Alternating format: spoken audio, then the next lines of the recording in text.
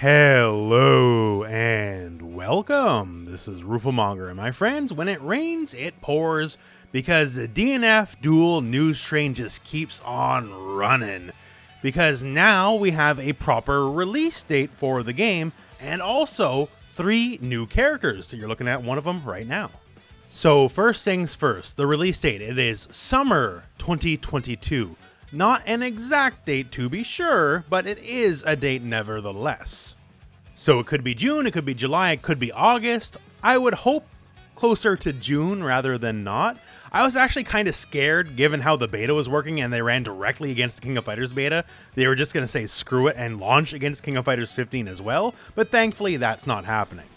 So the release date's a little mysterious, and as for the consoles or systems it'll be on, that is also still mysterious. It is obviously enough going to be on PS4 and PS5 because that's what the betas are on, but past that, we actually don't know anything. They have not enlightened us past that. I would at least hope it is also on PC, considering the Dungeon Fighter Online franchise made its bones on PC, right? Like, you would think you would want to convert a lot of that player base into the fighting game, right? And the only way to do that is if it's also on PC, because I'm sure a lot of people have PlayStation consoles, sure, but a lot of them, if they play Dungeon Fighter Online, probably are only on PC. But who knows? I guess we'll have to find out a little bit in the future. At the very least, it has a release date. It is coming out next year.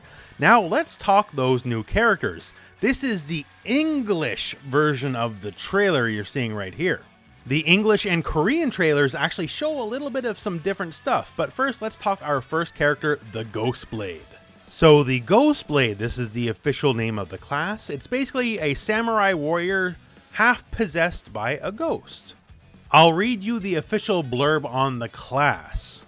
The Slayers are the swordsmen doomed with the ghost arm. They each resist their curse in their own way, but in the end, they all meet the same fate, death. But sometimes, a miracle happens to a dying Slayer. The Ghost Man Syndrome. A ghost would enter his body while he's in stasis between life and death, sharing the body with his own soul. Those who get caught up in such a bizarre twist of destiny become neither alive or dead. Their body would turn ash gray, their ghost arm looking just as faded. They look ghastly as a ghost with no trace of life left in them, but they would still go on swinging their swords. They've been called the Ghostblades. So long story short, you're a samurai with a ghost bro helping you out. And the ghost bro, going by the trailer, going by what we can see, he's looking pretty jacked. He's a big guy, so he's definitely someone that's valuable to have on your side.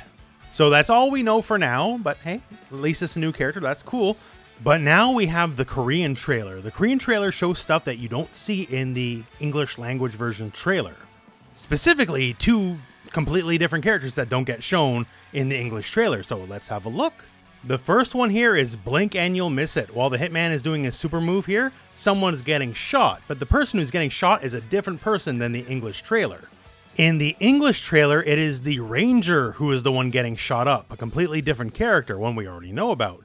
In the Korean trailer, though, who is this person? It would appear to be the Troubleshooter.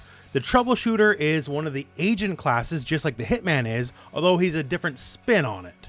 At bare minimum, just going by the look here, he has a shotgun and a just giant sword, right? So maybe a little less elegant and a little less refined than the Hitman. Also packing a bunch of grenades in his coat.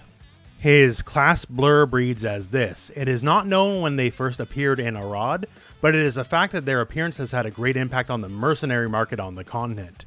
They use strategies that other mercenaries had never heard of and exceeded their clients' expectations without fail. They raised the standards of those who sought mercenary services. Thanks to them, it became necessary for aspiring mercenaries in Arad to become knowledgeable in the art of war as well as to be good at fighting. They ended the era which mercenaries were prized by their strength. Their ability to strategize wasn't the only thing that set them apart from other mercenaries. They also used bombs and buckshot made of complicated explosives, instantly setting the battlefield on fire with all their enemies in it. The way they fought was unheard of in Arad before, and it was exciting. People started calling them the Troubleshooters. Looking for mercenaries to aid in large-scale battle? Go to a tavern and ask for the Troubleshooters. For the right amount of money and alcohol, they'll make all your trouble go away. So sounds like a pretty tough guy. Too bad he's getting shot the crap in the trailer for only 1 second. I would like to see more of him.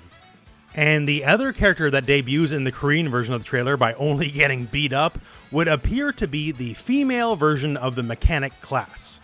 This is a subset of the gunner class, and as far as I can tell, it's basically what you would think like an engineer would be in any given RPG. Lots of tech, lots of toys, that kind of stuff. We only see her get beat up, so we don't really know her potential. But going by her gameplay from Dungeon Fighter Online, lots of toys, lasers, rockets, tech, everything you can expect, right? So gadgets galore for sure. The class blurb says this: through the ages, Empyrean women have played an important role in the field of mechanics. In fact, 3 of the 7 machinists were female. Female mechanics have developed technology unique from and more practical than their male counterparts. There are many female mechanics actively working in the 7 Shards, the greatest research facility in the Empyrean. I honestly don't know what really any of that means, but there you go, that's the lore. And there you have it. So we have a launch date. It'll be summer 2022, and we have a launch roster of seemingly 13 characters. The 10 we already know about, and the 3 shown from these trailers: the Ghostblade, the Troubleshooter, and the female mechanic. So 13 is definitely not the largest launch roster of all time, but it's not the worst either. It's definitely better than, say, Grand Blue Fantasy Versus. If I recall, Grand Blue launched with 11 characters, and people definitely did not like that.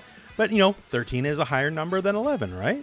As for how these new characters will play, I'm sure we'll find out further down the road. Right now, as I make this video, the beta is still ongoing. And one of the things I do hope, due to a lot of the issues we've had, that they will do a second beta down the line, especially if it's launching later in summer. That means it's at least 6 months away, right? So a second beta 3 or 4 months from now down the road would definitely do a lot to improve the hype, get people more excited, and also maybe show off these new characters as well. For a lot of people, this game came out of nowhere, like absolutely nowhere, right? So now that people are understanding what the game's all about, it definitely has mostly positive buzz as well, other than a few hiccups from the beta. So for a lot of people, especially, you know, in not in Asia, where Dungeon Fighter Online is a much bigger deal, this game has come out of nowhere, and it's time to capitalize on that. So a second beta would be absolutely grand. So other than that, whenever there's more DnF Duel news to talk about, check the channel. I'll do my best to cover this game. I dig this game so far. I think it's pretty cool. Maybe not the most complex game in the world, but that's not a bad thing, right? We have King of Fighters if you want more complex stuff. This seems pretty easy, but it's also pretty fun. And other than all that, that's the end of the video. So thank you very much for watching. Hope this video has found you well, and go out and play some DnF Duel.